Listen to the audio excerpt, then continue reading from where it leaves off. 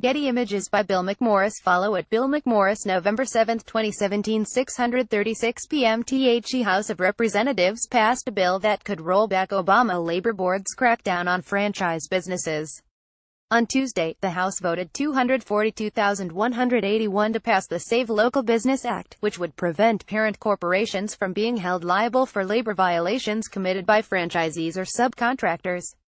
The bipartisan vote came despite a September overture from Democratic leadership to wrangle members against the bill. If passed by the Senate, it will set a strict standard for determining joint employment by requiring regulators or plaintiffs' lawyers to prove that a parent company directly, actually, and immediately, and not in a limited and routine manner, exercises significant control over labor practices. The act represents the latest congressional effort to reverse regulatory policies adopted by the Obama administration.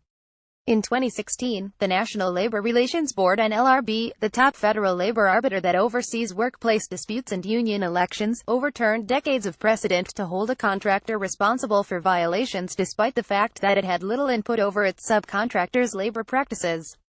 Rep. Virginia Fox R.N.C., chairwoman of the House Committee on Education and Workforce, said the standard set by the NLRB created a murky working environment that threatened the nation's 733,000 franchise businesses. She said the act represents a significant step in a broader effort to restore fairness, balance, and clarity to the federal policies governing America's workplaces by drawing a bright line between umbrella companies and their local partners. Critics said the threat of holding parent companies liable for the actions of franchisees could drive up costs and lead them to withhold partnerships with smaller businesses and young entrepreneurs who do not have the resources for insurance and lengthy legal costs. The basic question over what it means to be an employer can't be left up to unelected bureaucrats and trial lawyers to determine, Fox told the Washington Free Beacon. Congress has a responsibility to clarify misguided policies that are creating uncertainty for local businesses and their employees.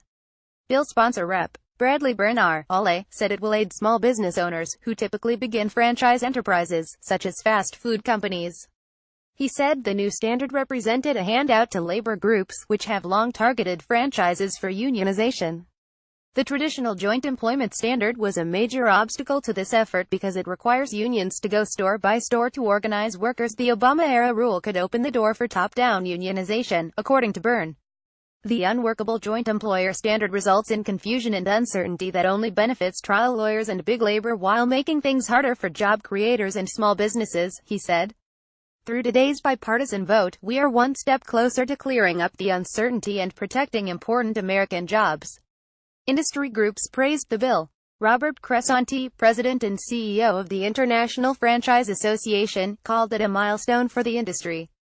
The NLRB created joint employer definition is far too broad and poses an existential threat to the franchise and small business community, Cressanti said in a statement.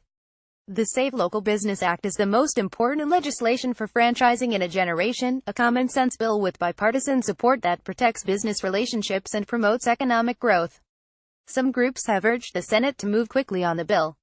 Trey Kovach, a labor expert at the Pro-Free Market Competitive Enterprise Institute, said it is needed to relieve job creators from near unlimited liability.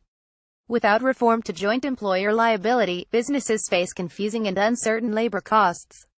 This puts jobs and businesses at risk, leading to decreased opportunities for entrepreneurs and less job creation, Kovach said in a statement.